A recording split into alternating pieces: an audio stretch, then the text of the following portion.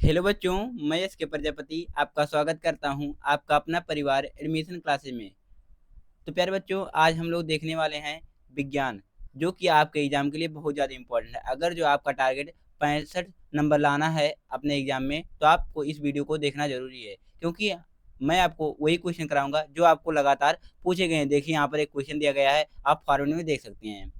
और चैप्टर का नाम क्या है? जीव जनन कैसे करते हैं। तो चलिए स्टार्ट करते हैं वीडियो को। और इसमें होंगे क्या? इसमें एमसीक्यू क्वेश्चन होंगे, मैं आपको बेसिक भी बताऊंगा। ठीक है, तो चलिए स्टार्ट करते हैं। देखिए, पहला क्वेश्चन आपके स्क्रीन पे ये रहा, आप लोग देखेंगे और बताएंगे इस क्वेश्चन का कौन सा सही होगा। यहाँ पर कहा क्या गया है, डीएनए के दोनों तंतुओं को आपस में जोड़ते हैं। देखिए, 2018 और 23 में आया हुआ क्वेश्चन है, आयनिक बंध, सहसंयोजी बंध, पेप्टाइड बंध या फिर हाइड्रोजन बंध। तो आप लोग बताएंगे इस क्वेश्चन का कौन सा सही होगा। तो इसमें सही क्या हो जाएगा? इसमें हाइड्रोजन बंद हो जाएगा। क्या हो जाएगा? हाइड्रोजन बंद हो जाएगा। अब बात की जाए डीएनए, डीएनए जो होता है वो क्या होता है? अनुवांशिक के लिए उत्तरदायी होता है। ये क्या होता है? अनुवांशिक के लिए उत्तरदायी होता है। ठीक है, जैसे मान लीजिए क्या है, आप छोटे हैं तो आपके पिता भी छोटे रहे होंगे, तभी आप छोटे हैं। ये जो बातें होती है, ये किसके लिए उत्तरदायी होता है? ये डीएनए उत्तरदायी होता है। ठीक है, तो ये हाइड्रोजन बंद पाया जाता है। बात किया सेकंड नंबर क्वेश्चन, तो यहाँ पर देखिए सेकंड नंबर क्वेश्चन का आप लोग देखेंगे, बताएंगे इस क्वेश्चन का कौन सा सही होगा। ये 2017 और 23 में आया वो क्वेश्चन है। मुकुलन, यानी कि मुकुलन को हम लोग क्या कहते हैं? बडिंग कहते हैं। कभी कभी बडिंग लिख दिया जाता है, मुकुलन को हिंदी में नहीं लिखा जाता है। ठीक है, तो इसको भी ध्यान में रखेंगे। द्वारा अलैंगिक जनन या फिर अलैंगिक जनन निम्नलिखित में से किसमें होता है? कबूतर, कबूतर जो करता है वो सबसे पहले बात की जाए, ये लैंगिक जनन करता है। कौन सा जनन करता है? ये लैंगिक जनन करता है, सेक्सुअल रिप्रोडक्शन जिसको हम लोग कहते हैं लैंगिक जनन। तिलचट्टा, तिलचट्टा भी लैंगिक जनन करता है। केचुआ भी क्या करता है? लैंगिक जनन करता है। लेकिन बात किया है अलैंगिक जनन जो करता है वो कौन करता है? हाइड्रा करता है। और हाइड्रा बात किया अलैंगिक जनन, अलैंगिक जनन बहुत प्रकार के होते हैं, आप लोग जानते भी होंगे। मुकुलन होता है, द्विखंडन होता है, बहुविखंडन होता है। ठीक है, ये सब आप लोग जानते होंगे अच्छी तरीके से। बात किया हाइड्रा जो होता है वो क्या करता है? मुकुलन करता है। मुकुलन एक और जीव करता है जो कि आपके एग्जाम के लिए इंपॉर्टेंट साबित हो सकता है, क्या? इष्ट, इष्ट जो होता है वो क्या करता है? इष्ट भी क्या करता है? मुकुलन करता है। ठीक है, इसको भी ध्यान में रखेंगे। हाइड्रा, कभी कभी पूछा जाता है हाइड्रा कौन सा जनन करता है, तो कभी कभी दिया जाता है मुकुलन, ऑप्शन में ही नहीं दिया जाता। तो हाइड्रा जो करता है वो दो प्रकार का जनन करता है। एक क्या होता है? पुनर्द्भवन। क्या होता है? पुनर्द्भवन। जैसे बात किया हाइड्रा को अगर हम लोग क्या करेंगे? काट देंगे, वो क्या हो जाएगा? अनुकूल परिस्थिति हो या प्रतिकूल परिस्थिति हो, तो उसको हम लोग क्या करेंगे? काट देंगे, तो वो नए जीव की उत्पत्ति कर लेगा। हाइड्रा ऐसा भी जन्म करता है। तो ये क्या हो जाएगा? ये पुनर्द्भवन हो जाएगा। तो हाइड्रा पुनर्द्भवन क्या करेगा? पुनर्द्भवन भी करता है, पुनर्द्भवन और मुकुलन दोनों करता है, इसको ध्यान में रखेंगे। ठीक है, बात किया है थर्ड नंबर क्वेश्चन, तो देखेंगे और बताएंगे इस थर्ड नंबर क्वेश्चन का कौन सा सही होगा। आलिंगी जनन मुकुलन द्वारा होता है। मुकुलन जो होता है वो किसमें होता है? 19 और 23 और एनसीईआरटी का क्वेश्चन है, देखेंगे बताएंगे इस क्वेश्चन का कौन सा सही होगा। अमीबा जो करता है वो क्या करता है? अमीबा जो करता है वो विखंडन करता है। विखंडन में बात किया, विखंडन दो प्रकार के होते हैं, द्विविखंडन, बहुविखंडन। तो उसमें से कौन सा करता है? ये द्विविखंडन करता है। कौन करता है? ये द्विविखंडन करता है, द्विविखंडन करता है। अब बात किया है प्लाज्मोडियम, प्लाज्मोडियम भी क्या करता है? विखंडन करता है, लेकिन ये द्विविखंडन नहीं क्या करता है? बहुविखंडन करता है। क्या करता है? ये बहुविखंडन करता है,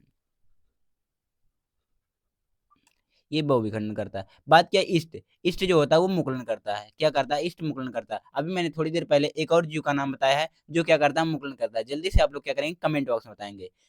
कमेंट बॉक्स जल्दी से बताइए कि मुकुलन कौन सा जीव करता है। तो मैंने बताया अभी आपको एक जीव, और कौन? क्या? हाइड्रा। हाइड्रा पुनर्द्रवण भी करता है, इसको भी ध्यान में रखेंगे। मुकुलन और पुनर्द्रवण दोनों करता है। मैंने बताया आपको पुनर्द्रवण क्या होता है। अब बात की मुकुलन, चलिए थोड़ा सा जान लेते हैं मुकुलन क्या होता है। जैसे मान लीजिए हाइड्रा क्या करेगा? बड़ा होगा, ईस्ट बड़ा होगा, तो बड़ा होगा तो छोटा सा क्या करेगा? उभान लेकर। मान लीजिए क्या है, मान लीजिए कुछ ऐसी संरचना दिख रही है, किसकी?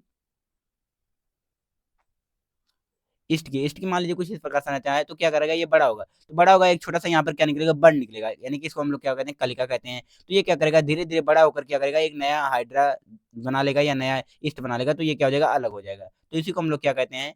इसी को हम लोग कहते हैं बडिंग कहते हैं। ठीक है, यानी कि मुकुलन कहते हैं। अब बात किया चौथे नंबर क्वेश्चन, यहाँ पर देखेंगे चौथा नंबर क्वेश्चन, और आप बताएंगे इस चौथे नंबर क्वेश्चन का कौन सा सही होगा। इसमें कहा क्या गया है? ये देखिए बहुत ज्यादा इंपॉर्टेंट क्वेश्चन है, 19 में भी आया, 20 में भी आया, 22 में भी आया, 23 में आया है। निम्नलिखित में से कौन मानव मादा जनन तंत्र का भाग नहीं है? इनमें से कौन सा जो है वो मानव मादा जनन तंत्र का भाग नहीं है? गर्भाशय, डिम्बवाहिनी, अंडाशय या शुक्रवाहिका।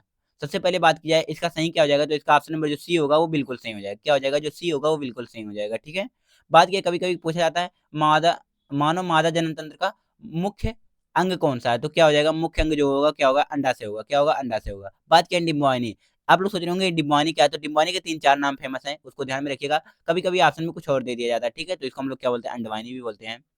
फ़्लोपियन ट्यूब जिसको इंग्लिश में कहते हैं, अंडवाइनी, अंडवाइनी। और बात करें डिम्बानी कहते हैं, एक फ़्लोपियन ट्यूब कहते हैं, ठीक है? इसको ध्यान में रखेंगे। और बात क्या है, कभी-कभी पूछा जाता है कि मानव मादा में निषेचन कहाँ होता है? मानव मादा में निषेचन कहाँ होता है, तो कहाँ पर होता है? ये इम्पोर्टेंट क्वेश्चन है, जो मैं अभी बोल रहा हूँ। मानव मादा में निषेचन जो होता है, मानव मादा में निषेचन कहाँ पर होता है, ये पूछा जाता है। तो बच्चे क्या करते हैं, गर्भाशय लगाकर चले आते हैं या फिर वेजाइना-वजाइना लगाकर चले आते हैं। लेकिन सही क्या हो जाएगा, ये जो होगा वो कहाँ पर होगा, डिम्बवाहिनी या अंडवाहिनी या फिर फ़्लोपियन ट्यूब, कुछ भी ऑप्शन में दिया रहेगा तो उसको आप लोग सही कर दीजिएगा, ठीक है? यानी कि सही क्या हो जाएगा इसका, ऑप्शन नंबर जो यहाँ पे पूछा गया है, मानव मादा जनतंत्र का भाग नहीं है, तो क्या होगा, शुक्रवाहिका नहीं है। ये किसका भाग है? ये मेल रिप्रोडक्टिव सिस्टम का भाग है। यानी कि कहने का तात्पर्य क्या है, ये नर जनन अंग है, ठीक है? बात क्या है यहाँ पर, देखिए 5वां नंबर क्वेश्चन। इसमें कहा गया है डीएनए पाया जाता है। डीएनए जो होता है वो कहाँ पर पाया जाता है? कोशिका द्रव्य में पाया जाता है, केंद्रिका में पाया जाता है या केंद्रक द्रव्य में पाया जाता है या केंद्रक में पाया जाता है? जो डीएनए होता है वो कहाँ पर पाया जाता है, यही पूछा गया है। तो बात क्या है, डीएनए जो होता है वो कहाँ पर पाया जाता है? केंद्रक में पाया जाता है। किसमें पाया जाता है? केंद्रक में पाया जाता है। इसका ऑप्शन नंबर जो डी हो जाएगा वो बिल्कुल सही हो जाएगा। डी जो होगा वो बिल्कुल सही हो जाएगा।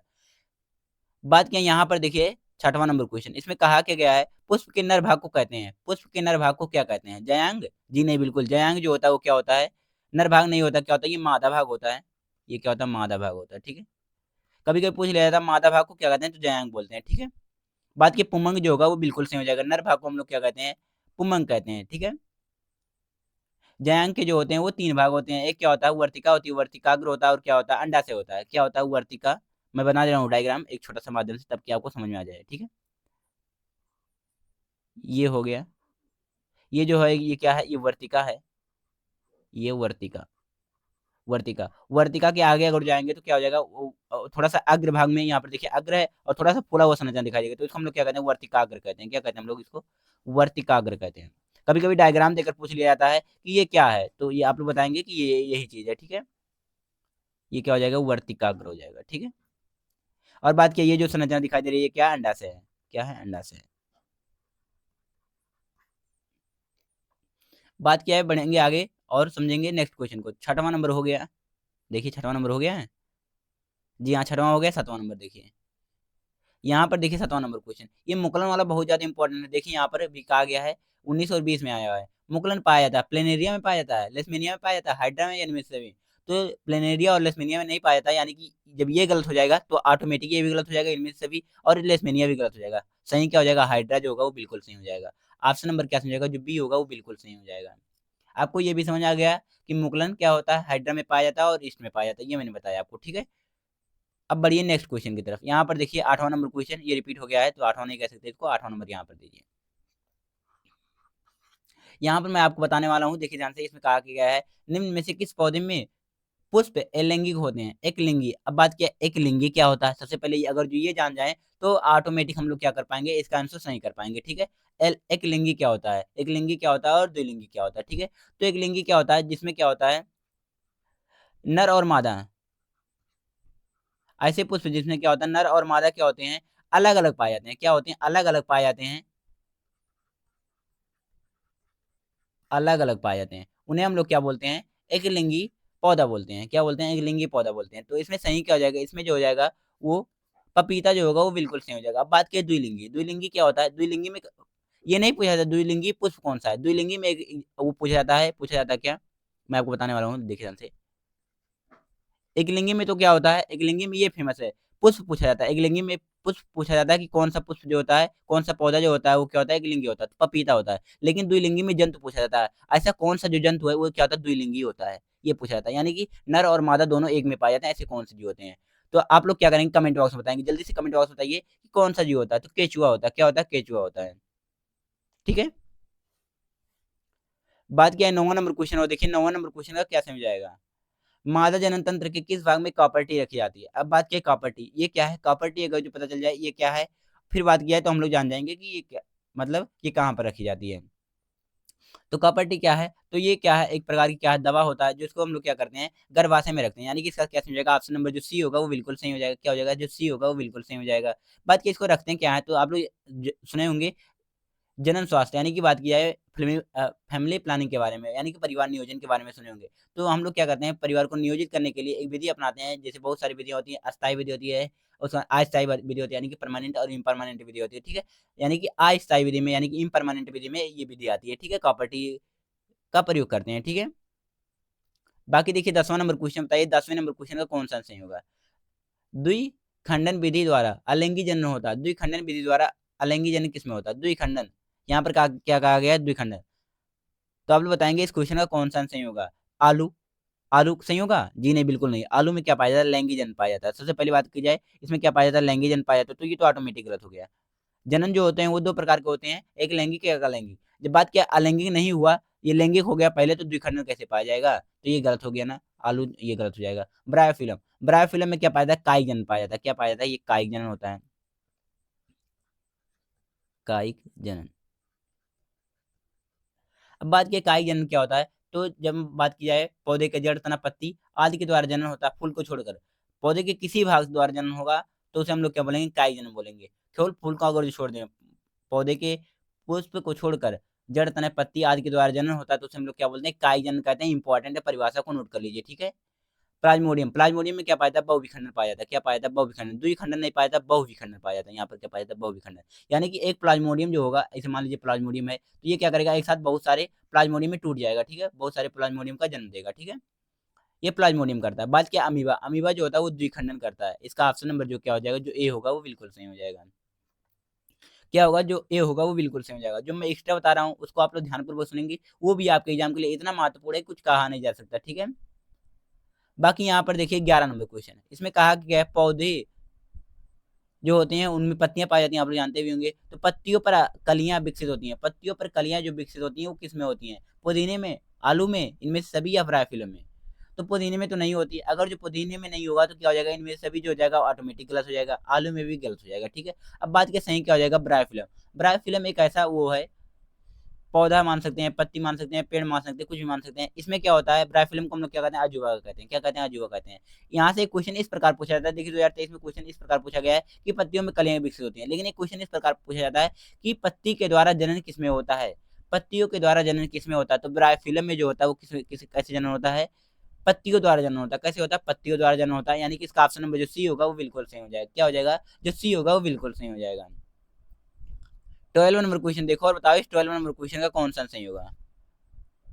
यहाँ पर देखिए अभी मैंने थोड़ी देर पहले आपको बताया कि पत्तियों की कलियां विकसित होती हैं ब्रायोफिलम में, इसी में मैंने बताया कि ये पत्ती द्वारा जनन भी करते हैं। कैसे जनन करते हैं? ये पत्ती द्वारा जनन करते हैं, ठीक है?